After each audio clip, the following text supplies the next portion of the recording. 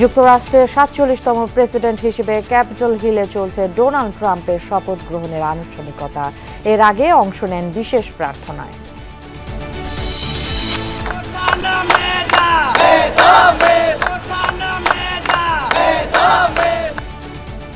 বিক্ষোভের মুখে স্থগিত করা হলো মেডিকেল ভর্তি পরীক্ষায় কোটায় উত্তীর্ণদের ফল, যাচাই বাছাইয়ের পর চূড়ান্ত সিদ্ধান্ত।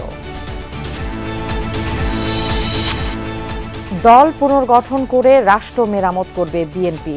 সদস্যপদ নবায়ন অনুষ্ঠানে তারেক রহমান বললেন, দেশকে পিছিয়ে দিয়েছে পালিয়ে যাওয়া স্বৈরাচার। রাষ্ট্রকে মেরামত করার জন্য আমরা কিন্তু ৩১ দফা দেশের সামনে, দেশের মানুষের সামনে উপস্থাপন করেছি। সেটিকে যদি বাস্তবায়ন করতে হয়, অবশ্যই আমাদের দলকে ঐক্যবদ্ধ, দলকে পুনর্গঠিত করতে হবে। 15 ফেব্রুয়ারি পর্যন্ত বাড়ানো হলো 6 সংস্কার কমিশনের মেয়াদ। তাদের প্রস্তাবনা নিয়ে বিভিন্ন রাজনৈতিক দলে মিশ্র প্রতিক্রিয়া।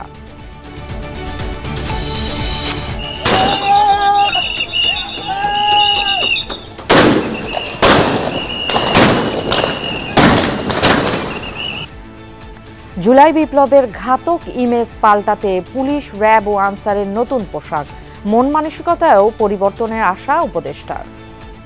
পোশাকের সিদ্ধান্তটা হয়ে গেছে পুলিশের জন্য, র্যাবের জন্য এবং আনসারের জন্য। পোশাকের সাথে সাথে সবকিছু, মন মানসিকতা সবকিছুরই পরিবর্তন দেখে। বাড়ি বাড়ি গিয়ে ভোটার তালিকা হালনাগাদ শুরু, কেন্দ্র দখল সহ অনিয়মের বিরুদ্ধে প্রতিরোধ গড়ে তোলার আহ্বান সিইসি।